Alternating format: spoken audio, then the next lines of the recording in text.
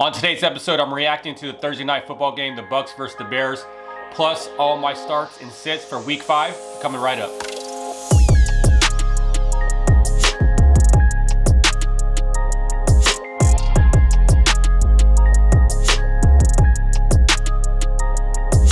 What's up, everyone? You're listening to the Gridiron Fantasy Football podcast for Friday, October 9th, 2020. I'm Chip, and I'm your host, and thank you so much for listening today. And if you're a new listener, thank you so much for joining us as well. If you'd like to share our podcast, you can find us over on Apple and Google Podcasts, Spotify, Stitcher, iHeartRadio, and Amazon Music. If you'd like to watch us, you can watch us over on YouTube at Gridiron Fantasy Football. So please hit subscribe so you don't miss another show and to help support the show. And on today's episode, we're going to be talking about the Bears versus Bucs matchup from last night, and then we're going to talk about all the Week 5 starts and sits. But before we do that, let's get into some of the news. Now, this morning, we got some news that the Jets had a positive test for COVID, which would obviously put the Cardinals plus in the Jets game on pause for the time being. But it looks like the test came out as a false positive, so obviously more tests will be done and determine if that game will be played on Sunday or if it has to be postponed. But as of right now, the good news is that it was a false positive, so obviously, we'll continue to monitor the situation of that game to determine if or when that game will be played. And then there are some scheduling changes that happened this week or for this week. So we have the Broncos and Patriots game that was supposed to be played on Sunday will be moved to Monday. So they have a very early game. They have a 5 o'clock Eastern game on Monday. So just like this past week, we have now 2 Monday night games again. So the Broncos will be playing the Patriots at the early slot. Then we have the Chargers versus the Saints at the regular time slot. So that's going to be another interesting Monday. And then now the Bills versus Titans game was supposed to be played on Sunday. Now, on Friday was the first day that the Titans did not have a new case for COVID. So that game was already, the NFL moved that game from Sunday to Tuesday. So now we have you have Sunday games, Monday games, and then now we have a Tuesday night game. And then on top of that, the Bills had to play a Thursday night game in Week 6. So now that they're playing Tuesday night versus the Titans, they will now move their game from Thursday night to Sunday night. So there will not be a Thursday night game for Week 6. So that's just kind of what's going on. This is the nature of COVID, the nature of the teams having some positive cases, the fact that the Titans have like 20-something players on the COVID list. It's one of those things where this is the thing that the NFL had to do. They had to, rather than postpone games or move games to the end of the year or try to switch to bye weeks. It was the fact that the matter is Titans already had a bye week. There wasn't any more buffer in the schedule, so they went ahead and decided to move to Tuesday. So, it's good news for this week. Hopefully, the better news is that no more Titans have COVID, that there will be no more positive cases. So hopefully they'll get into their facility on Saturday. But everything's a day-by-day process. We have no idea at any moment, any team, any player could test positive for COVID. And then, it's one of those things where will the game be played, will be postponed, will it be rescheduled for later on in the year. So we'll have to continue to monitor that. But just some interesting news for the games that are going to take place for Week 5 and then going into Week 6. But with that being the case, let's go into the Thursday night matchup that was played last night. It started off as a ugly game for the Chicago Bears, but they came back and they beat the Bucs 20-19. Very, very slow game. I mean, it was one of those things where we saw the Bucs go to a 13-0 lead. It looks like the Bucs were going to have this game, pretty much, they're going to be able to do whatever they want in that game. And then all of a sudden, we had a turnover right before the half. The Bears were able to score. They were able to get to the 14-13 at halftime. And then the Bucs just could not do anything the rest of the game. I said in the podcast yesterday that, from a fantasy standpoint, the Bears have not given up a passing touchdown at all this season. And then Evans did get one late in the first quarter. He got a touchdown, and that was the only touchdown that was scored that night. So Evans had the touchdown, and then David Montgomery and Jimmy Graham had touchdowns for the Bears and for the Bears and everything. So it just got to the point where as a Bucs fan, everyone who's has listened to the show know I'm a Bucs fan, and it's just one of those things where the Bucs just couldn't do anything. I mean, they just had a hard time moving the ball, and anytime they did move the ball, there's a penalty. So the Bucs lost that game because they had 11 penalties for over 100 yards, and there's no excuse for that. That's not sound, disciplined football. That's not how you win games. That's not the formula to win games. So if they cannot get the penalties figured out, I mean, they're top 5 in penalties this year. If they can't figure that stuff out, they're going to lose a lot more games. And I know the Bucs are a team that people had as a playoff team and possibly a Super Bowl team. But if they continue to play like that, they have no chance on winning close games, especially when it gets later in the season, plus in the playoffs. Like that's just not going to cut it. They couldn't block anybody. You know, the left tackle for the Bucs was getting owned last night. It's unfortunate. So it's one of those things where the better team won. The better team that had less penalties and scored when it mattered, they came out on top. So the Bucs moved to 32. The Bears are up to 4-1 now. So, it's one of those things where, that's football, but hopefully we'll get better outcomes, later on in the season. Hopefully they'll get the, point to figuring out their offensive line and cutting back on the penalties. But from a fantasy standpoint, though, I mean, we had a good game from David Montgomery. He had 18.9 PPR points. I had mentioned yesterday in the podcast that I don't think that he was going to get much in the ground game because the Bucs only given up 2.4 yards per carry. So he only had 29 yards rushing last night, but he did have 7 receptions for 30 yards. So that's where he did his damage.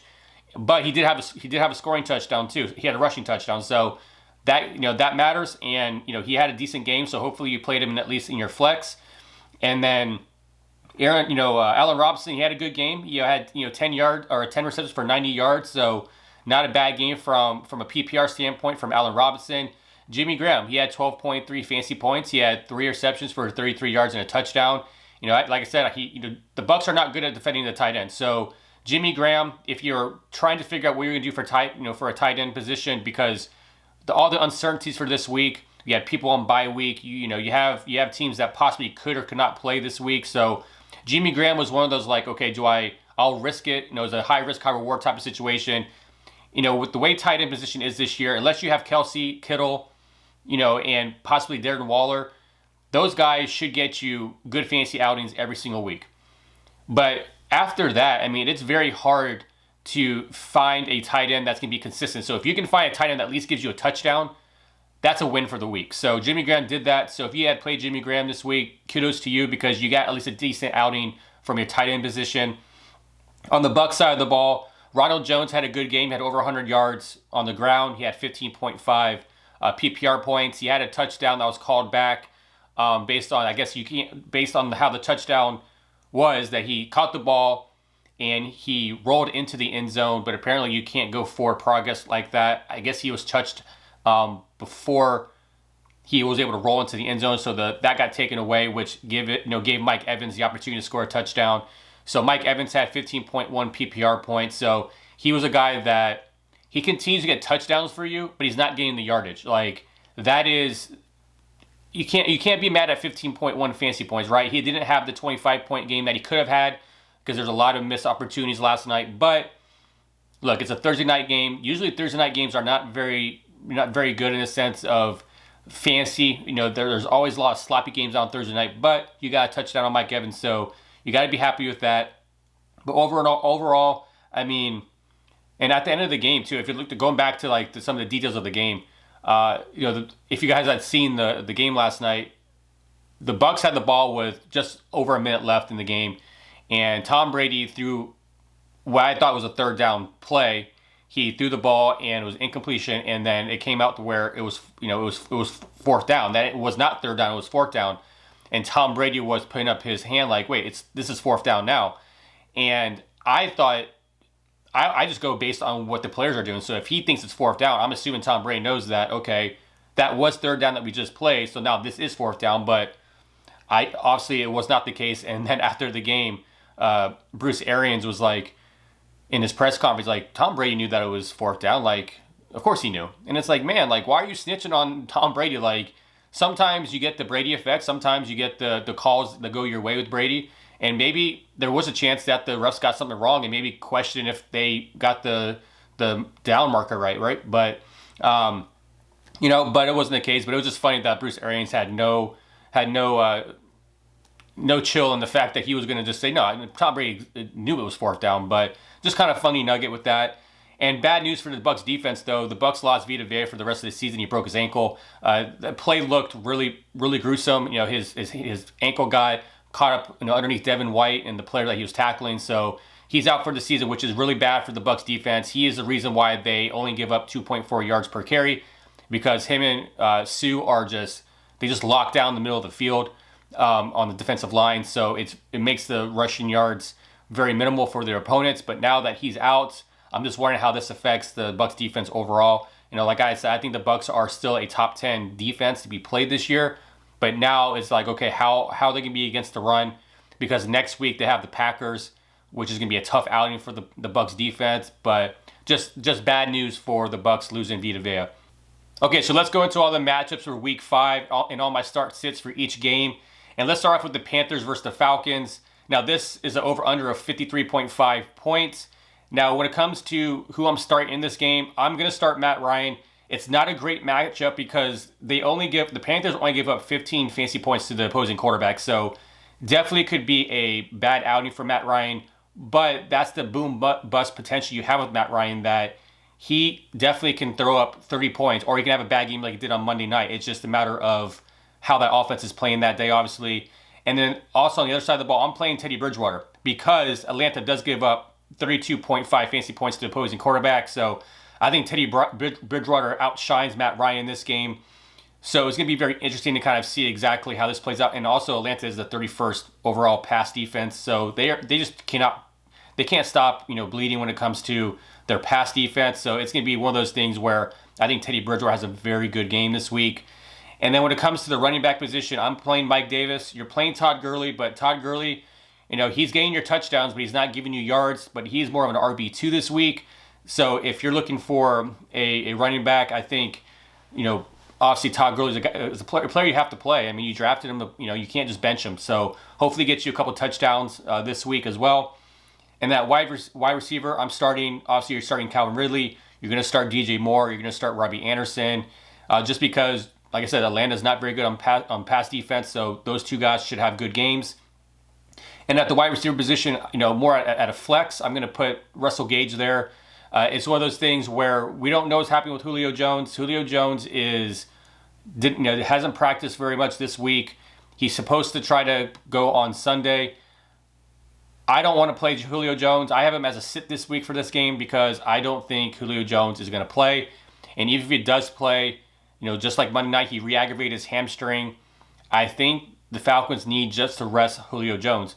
Just from my own opinion, I think that Julio Jones, when you have a hamstring strain like that, you have to rest it. You can't continue to play on a bad hamstring, or you're just going to re-injure it every single week you try to play. So Julio Jones, to me, even if he is going to start and he's active, I am not playing him.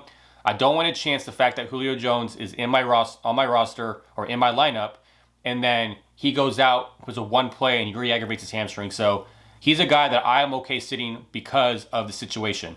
Now, when it comes to the tight end position, the only person you're starting this game is Hayden Hurst.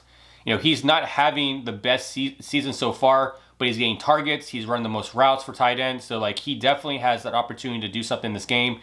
The only good game that he really had was against Dallas. Everybody has a good game against Dallas. So, I'm hoping Hayden Hurst becomes a more focal point of the offense, only because we've seen Julio Jones out. He could miss some more time. I hope he is able to sit out just to have some recovery time to get his body right. But I still think Hayden Hurst is a tight end to play. And when it comes to a boom-bust player for this game, Brian Hill continues to be that guy for me.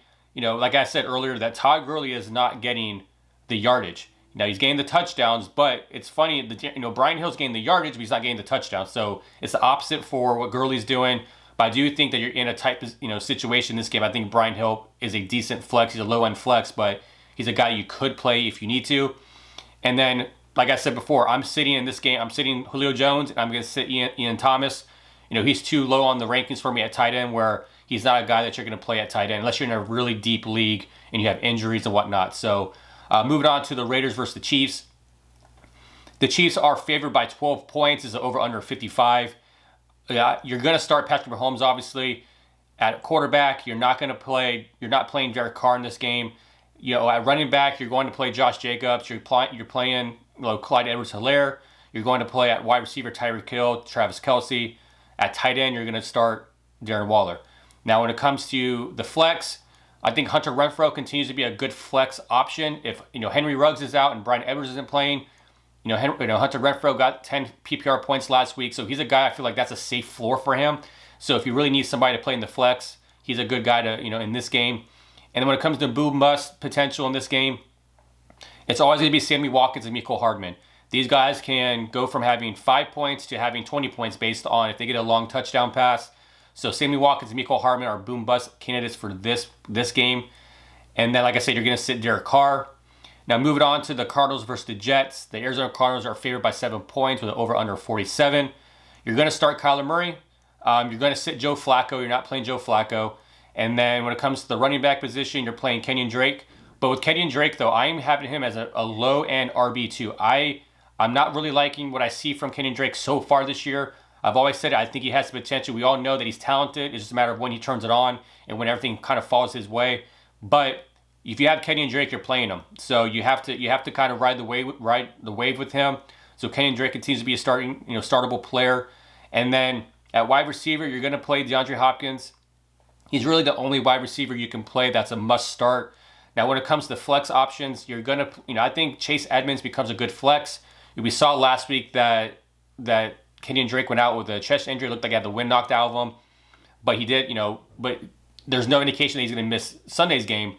However, I think Edmonds becomes a decent option at the flex. And then at wide receiver, he's not a must start, but he's a guy that if you need to put in the flex, I think he's a good flex option is Jameson Crowder. So he's a guy that you could put in the flex. But when it comes to like tight end position, there's really not a tight end in this game that you're going to start. There's no tight end that needs to be started in this game. And also just a note about this game, like I said earlier in the podcast, that the Jets did have that false positive COVID test. So this is a game to monitor to determine if they're going to have any game postponed or rescheduled or whatnot.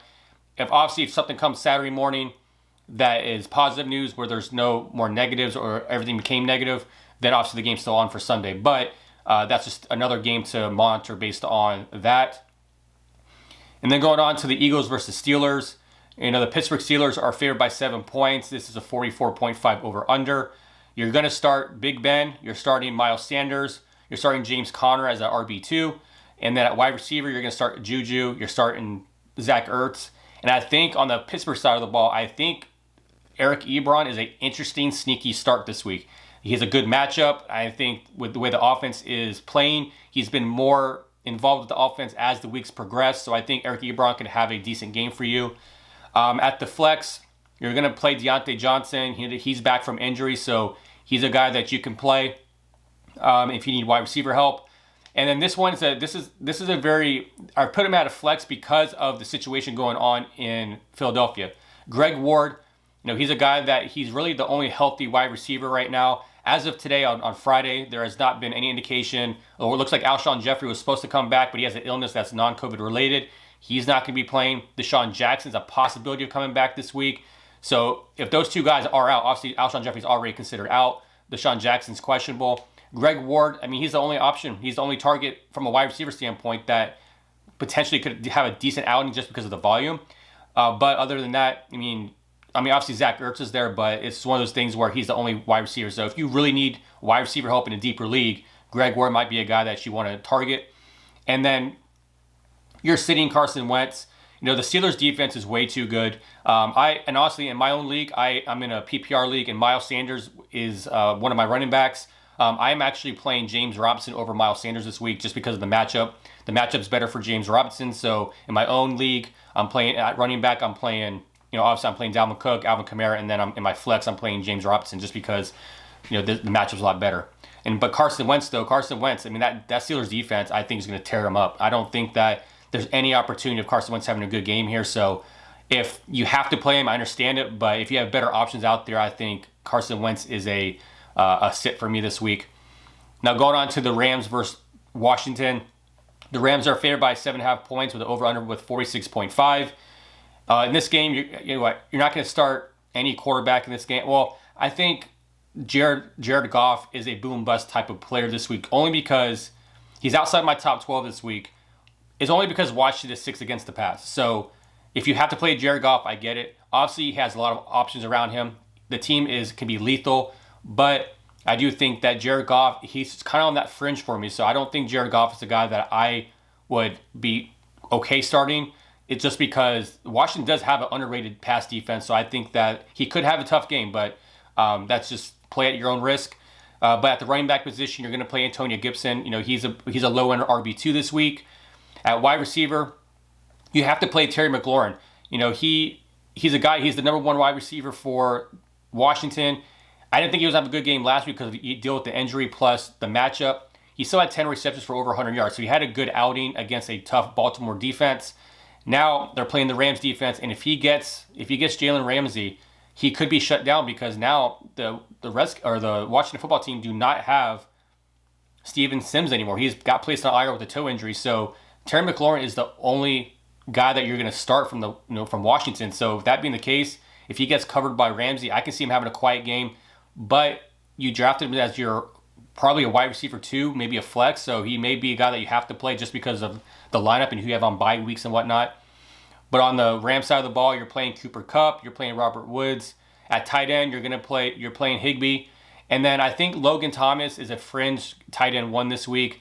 I do think the reason why I put him here as a starter because of the lack of talent they have on offense in the sense of the wide receiver position because Sims is now on IR. So because McLaurin's the only option, you have Gibson who can come out of the backfield as a wide receiver. I do think that Logan Thomas just gives Kyle Allen another option, but I think Logan Thomas can be a sneaky guy this week just because of target share.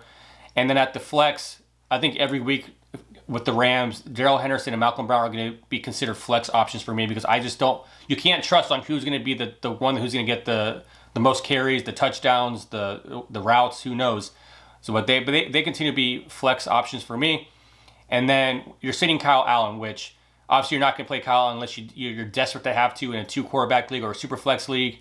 Just a very weird circumstance going on in Washington with them benching Dwayne Haskins. But listening to Ron Rivera kind of explain himself on one of his interviews this week that he had told Haskins that if things didn't progress, he was going to get benched and go with Kyle Allen. But now I think obviously this is making room for Alex Smith to come back, which I'll be excited for, but I hope he doesn't get injured again. But Kyle Allen is now to be the starter, and then Haskins now becomes the third quarterback on the depth chart with Alex Smith being the backup to Kyle Allen. So I think there's just room for Alex Smith to come back, and who knows when that's going to take place, but as of right now, Kyle Allen is the starter for Washington.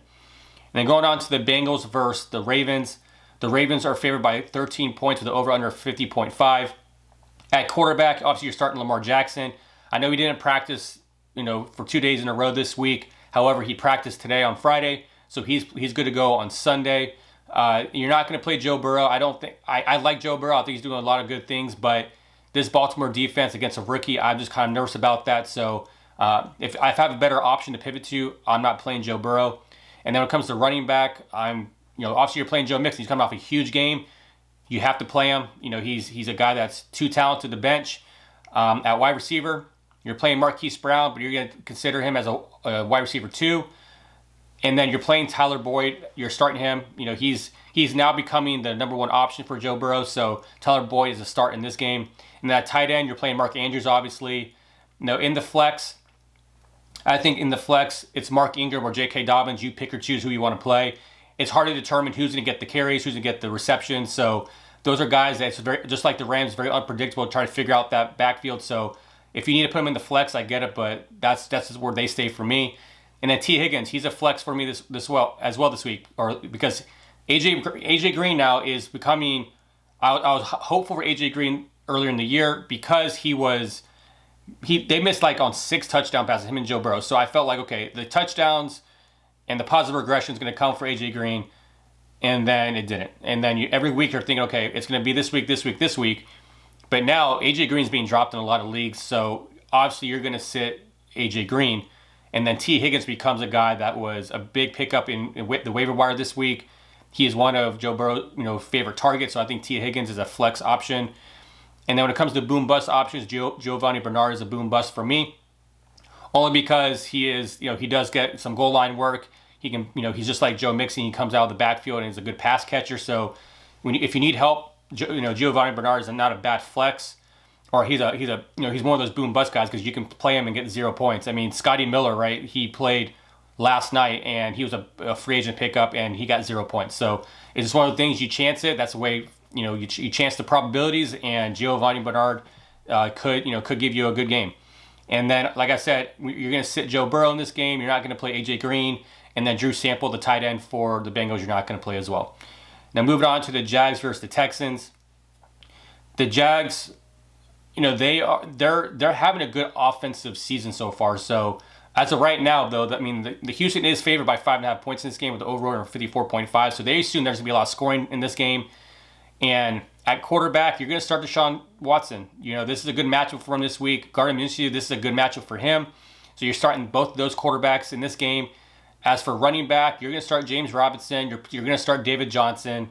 Wide receiver-wise, you're going to start DJ Chark and Will Fuller. I think Will Fuller has been giving you enough of a sample size to see what he's going to be doing. I think you can start putting him in your lineup as a starter. And then at the flex, I like Laviska Shenault Jr. this week. I think that I'm playing him he's a wide receiver 3 in my lineup this week. And I think that he is a good option. I think he has a good game against a Houston Texans, defense. And plus Houston's going through a coaching change. Who knows how this team's going to look going forward, especially in week 5 after the firing of Bill O'Brien. But I think Laviska Shenault Jr. is a good option at the flex. And in this game, you're not playing any tight ends. There's nobody to play at tight end in this game, so don't worry about that. Now moving on to the Dolphins versus the 49ers. The 49ers are favored by 9 points. The over-under is 51.5. In this game, at quarterback, I'm not playing Ryan Fitzpatrick, or I'm not playing whoever the 49ers are playing at quarterback. We don't know who that's going to be, but that being the case, I'm not starting any of those quarterbacks. But at running back, you're going to start Jerick McKinnon. I think that's a good option for you. Then I think Raheem Mostert becomes a kind of a boom-bust candidate in this game, only because he's coming back off an injury. We don't know exactly how he's going to do, how many snaps he's going to get. So I do think Jerick McKinnon continues to be the starter for the 49ers as of now. At wide receiver, you're going to play Devontae Parker. Devontae Parker is the only asset on the wide receiver team, or on the wide receiver group of guys that they have, is worth owning in fantasy. You can drop Preston Williams. I don't think Preston Williams is going to be the guy that I thought he was going to be this year. It's just been unfortunate. He's super talented, but Devontae Parker is the wide receiver to own from Miami. And then at tight end, you're going to play George Kittle, and you're going to play Mike Gesicki. I think those are two guys that are tight end ones this week. In the flex, I think that Myles Gaskin is a good flex. I think that he's a low end flex for me, but he's a starting running back that gets reception. So PPR value wise, he's there. And wide receiver wise for the 49ers, I think Deebo Samuel's a good guy to pick up and play. Brandon Ayuk's a good option. It's one of those things where these are the two guys that are emerging on that offense. We all knew that Deebo Samuel was going to be implemented back to the offense at some point. So Deebo Samuel's a good option there, and so is Brandon Ayuk. And then, like I said, you're not going to play any of the quarterbacks, and you're not playing Preston Williams in this game. And moving on to the Colts versus the Browns. This is an over-under 48 points. You're going to start at quarterback. Actually, you're not starting anybody at quarterback in this game. I mean, Philip Rivers has looked awful. Baker Mayfield. The Colts have a stout defense. I'm nervous to play Baker Mayfield if in this game. You may have to because of players you may be missing, but Baker Mayfield, that just makes me nervous. I mean, last week they scored a bunch of points, but we had Jarvis Landry score a touchdown. We had Kareem Hunt get a touchdown. We had OBJ rush for a touchdown. So it wasn't Baker Mayfield who blew up the game. It was just one of those games where they scored a lot of points, but it was different ways how they did it.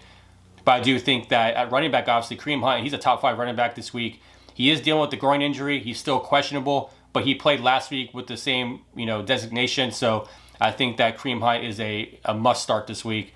And then you're going to start Jonathan Taylor. He's not having the season that we had hoped, but you still have to play him. He does have that potential. At wide receiver, you're playing OBJ. I think OBJ is a start here. I think that it's a tough matchup, obviously, but just like every week, he's elite. So he can pop off for 30 points, and then it'll suck that he's on your bench and you lose a week because you didn't start OBJ. It's just the way it is with him now. Now at tight end, I think Mo Alley Cox is a startable person to play this week at the tight end position.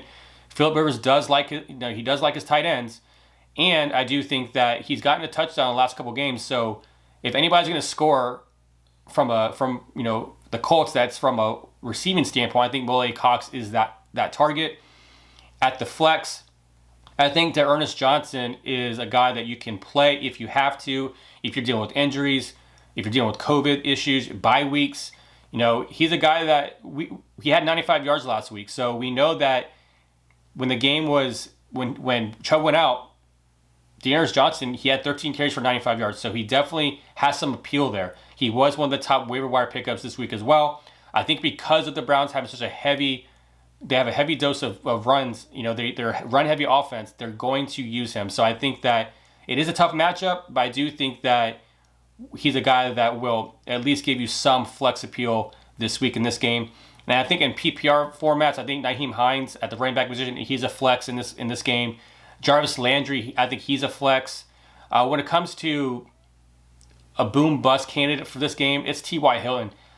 I think T.Y. Hilton is starting to get dropped in a lot of leagues only because, he has not done anything since he lost Andrew Luck. He has not had a 100-yard game receiving since 2018.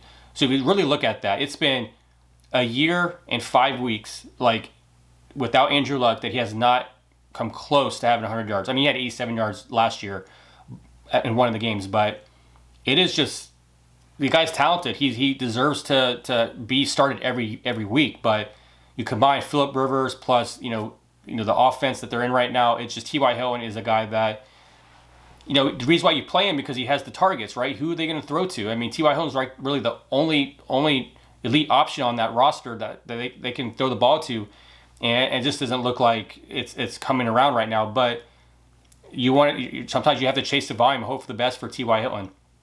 And then, like I said, you're sitting Phillip Rivers. You're not playing Baker Mayfield. Austin Hooper. You're not going to play Austin Hooper. I know he had a touchdown last week, but the thing is, David Njoku returns this week, so you're not going to play any of the tight ends in this game, in my estimation. Now, moving on to the Giants versus the Cowboys. The Dallas Cowboys are favored by 8.5 points. The over/under is 54. In this game, you're going to start Dak Prescott. Obviously, he's having a massive season right now. He's throwing for over 1,600 yards so far. You have to play him. The Giants defense is awful. And then on top of that too, they've been behind every game this year. They have to come back and they have to throw the ball a lot. So Dak Prescott is always going to be a must start every week. And then on the other side of the ball, I think Daniel Jones could be a sneaky play this week. I know he's not been doing well this week. However, Dallas has given up almost 23 fantasy points to the opposing quarterback. So Dallas Cowboys cannot stop the pass. They're giving up a lot of points. So I think that Daniel Jones becomes a sneaky play this week. At running back, even though he's struggling, you're going to play Zeke. Zeke is too talented and too elite to not play him. At wide receiver, you're playing Amari Cooper. You're playing CeeDee Lamb. At tight end, you're gonna start Dalton Schultz. I think he deserves to be in your starting lineup. And then Evan Ingram. I understand the Giants are struggling, but because of the matchup, and Evan Ingram still getting the majority of the targets for the Giants, he still becomes a player that I'm going to play at the tight end position.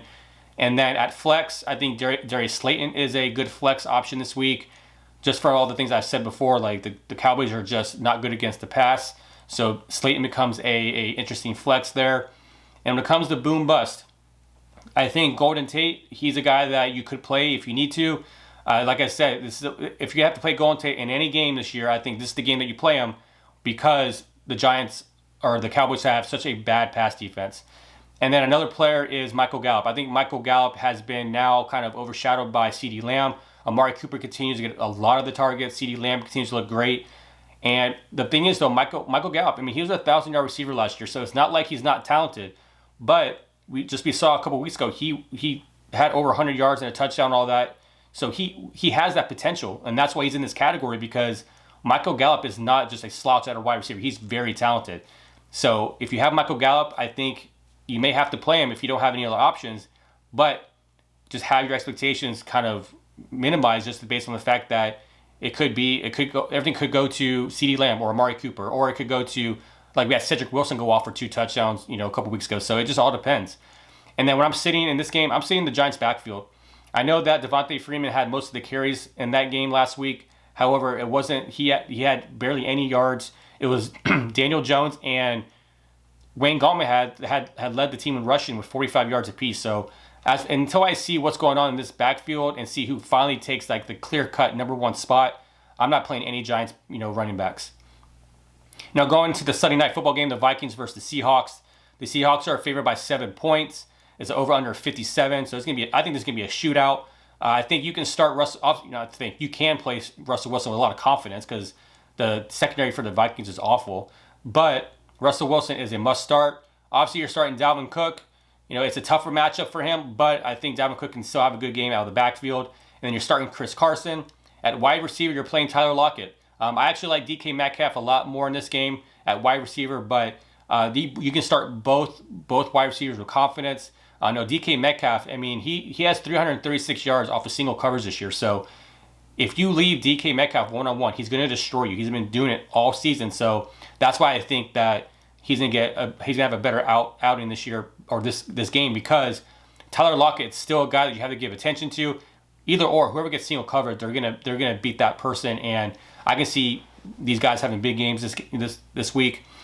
And then on the flip side of that, Adam Thielen. You're going to play Adam Thielen. You're starting him. And same for Justin Jefferson. The Seahawks are last against the pass. So if that being the case, I'm nervous I played Justin Jefferson in one of my main leagues. I'm nervous about that because I think that he could have a massive game against the Seahawks. And the same for Adam Thielen. I think he comes back and plays super well in this game. In this game, I really don't have any flex options here.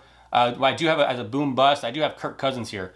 Kirk Cousins has a losing record in primetime. He's not a very good primetime quarterback. So that's the only thing I can think of that would keep Adam Thielen and Justin Jefferson from having big games this week.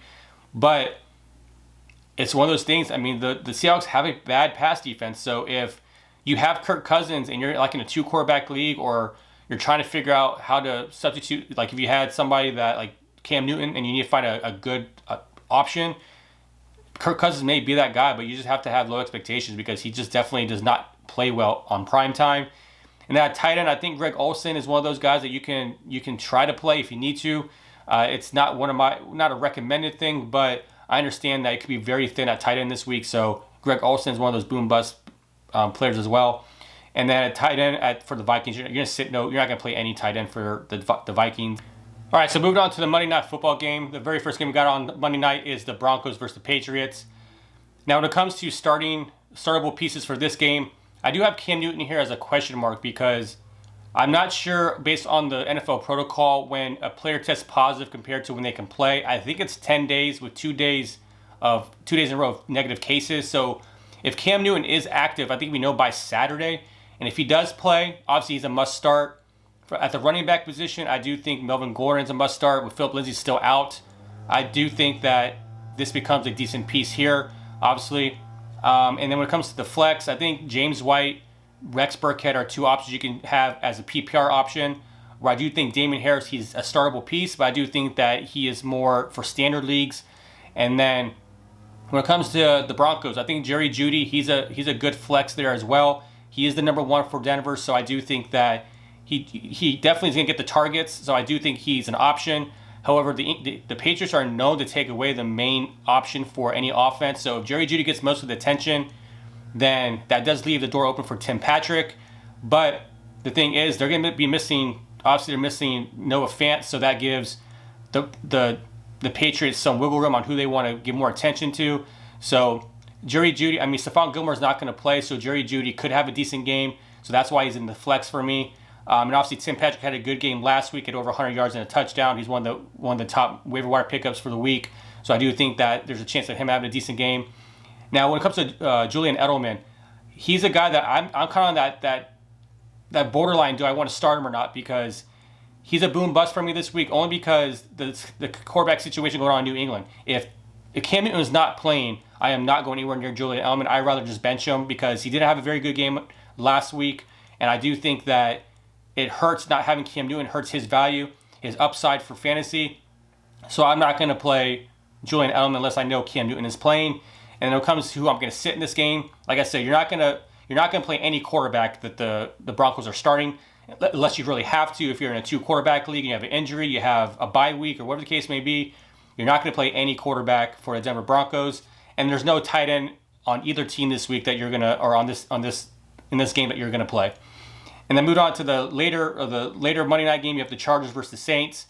Now, right now, the Saints are favored in this game. The over-under is 50.5 points. I do think Drew Brees continues to be a guy that you can start. He's had his up and down this year, but I do think that you still have to play him. And then when it comes to running back, you're playing obviously Alvin Kamara. He's the number one running back in fantasy so far. Joshua Kelly, you start him. Obviously Austin Eckler being knocked out for about 4 to 6 weeks with his hamstring. You're going to consider him more of a low RB2. And then at wide receiver, you're going to play Keenan Allen. You're starting him, and then you're starting Hunter Henry at the tight end position.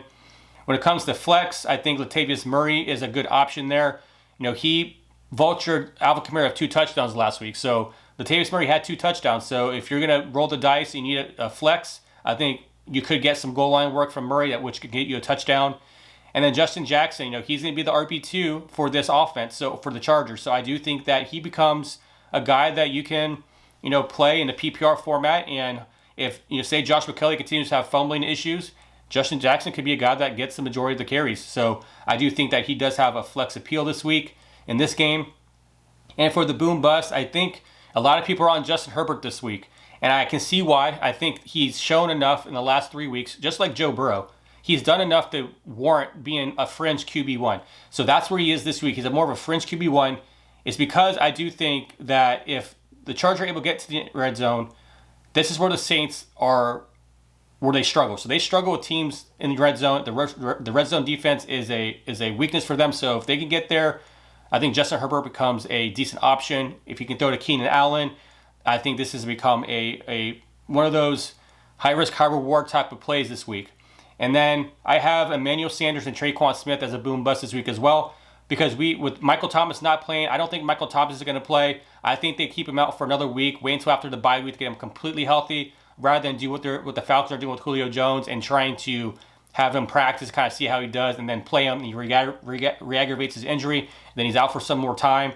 So with that being the case, we just don't know exactly what's going to happen with these two. So if you own Emmanuel Sanders or Traquan Smith, it's like I said, a high risk, high reward situation. And then moving on to the very first Tuesday night football game of my lifetime. We have the Bills versus the Titans, right? So this game was going to be played on Sunday. Obviously, it's gotten delayed because the Titans had the COVID incidents with more cases. So as long as the Titans have more negative cases going forward, they can open their facilities on Saturday, they can practice, and the game can be done played on Tuesday night. So obviously, with this game, you're starting Josh Allen. He's been a monster this year in fantasy. Derrick Henry, you're going to play Derrick Henry. He's the only starting running back that's going to be playable on the Titans. And then Devin Singletary, I think he's a play this week as well as a starter. I think obviously he's more of an RB2. And then at wide receiver, you're playing Stephon Diggs. And then at wide receiver, A.J. Brown. So A.J. Brown has been questionable to come back last week and then this week. Now that the game got pushed back to Tuesday, I think that gives him more time to rest up and hopefully come back for Week 5. Now I have A.J. Brown in my main league, and I'm kind of going back and forth. I want to put him in my starting lineup. It's only because Tre'Davious Smith for the Buffalo Bills, the corner, he may be out due to a back injury. So if he's not playing, and then you have A.J. Brown who is starting, I think A.J. Brown is a good game because Corey Davis is on the COVID list, Adam Humphries is on the COVID list. So that really gives A.J. Brown and Jonnu Smith really the only options for Ryan Tannehill. So if that's the case, if A.J. Brown is active, hopefully know something tomorrow about A.J. Brown. If he does play and he's active, I'm playing A.J. Brown. And then when it comes to a flex in this game, I think John Brown is a good flex for this game. However, he's dealing with a calf injury. I don't know if you saw the video of John Brown, but John Brown was running a route in practice yesterday. He pulled up, it was grabbing his calf. So it looks like he's a possibility of missing this game. But if not, he could be a decent flex. And when it comes to boom bust, is in this game, I think Zach Moss obviously is a boom bust. He has played, he has gotten some PPR work, so he's definitely gotten some receptions. He definitely gotten a couple touchdowns. So I do think that Zach Moss, if he's active, you can try to see that. Hopefully get that high risk, high reward out of Zach Moss. And then for a sit in this game, I'm sitting Ryan Tannehill. I just don't know exactly. The Bills defense is still good enough. They have a pass rush. So I'm just not really with only having A.J. Brown and Jonnu Smith. It makes me a little bit concerned. This could be a game where they rely heavily on Derrick Henry. So if that's the case, then I'm going to sit Ryan Tannehill, and then you're not going to play any Bills tight end for this game. So for defensive streamers for the week, I have the Chiefs versus the Raiders. I have Cardinals versus the Jets. The Rams are a good streaming defense. The Rams are probably owning your league already, but if they're available, I think the Rams have they're a good streaming option for the week. And the Colts go against the Browns, so it's a high-powered offense, but the Colts have been a very good defense. They've been going under the radar for the whole season. I think the Colts are a good unit. However, they are going to miss their linebacker Darius Leonard, so if he's out, that could get some opportunities for the Browns to score some points against the Colts. So, but it all depends on what your options are. I mean, if you're a guy who streams defenses in your league and you don't have like the Steelers to play, then these are options as well. And obviously for the bye weeks, you have the Lions and the Packers on the bye week. So that's it for today's episode. I appreciate you all listening. Now, don't forget to send all your fantasy football questions for week 5 to my email. You can either leave a comment below or you can email me at chip@gridironfantasyfootball.com. I'll try to get to all the emails I can about any start-sit advice or any trade options or trade advice. So just like I say every week, don't forget to put any injured or questionable players into your flex, because you want to make sure you have some mobility when it comes to players that you may have to pivot out from to a different player. So make sure you get all those guys that are questionable into your flex. So just like anything else, tomorrow on YouTube only, I go through all the injuries for week 5. So I'll give you all the updated information about all the injuries that will take place. So go over to the YouTube channel and hit subscribe so you don't miss that episode. And then, I hope everyone has a fantastic week 5. Hope that you win in your fantasy leagues. I hope that you're able to, if you're start off as like 0-4, you hopefully get your first win, and everything happens in reverse in fantasy. If you're 0-4, you can start putting up some wins, and then hopefully it comes together. But don't give up on your fantasy season. There's always something to play for. So go ahead and just keep on going. But thank you so much for listening today. Now on the next episode, on the next podcast that we dropped on Monday, I'll be going over all my week 5 reactions, all the fantasy studs for week 5. But don't forget to tune in tomorrow on YouTube for all my injury updates. So if you like to follow us on social media, you can find us on Twitter and Facebook at The Gridiron Pod. If you want to follow us on Instagram, we're at Gridiron Fantasy Football. So that's it for today. Thank you so much for listening today. Hope you have a great day. Take care.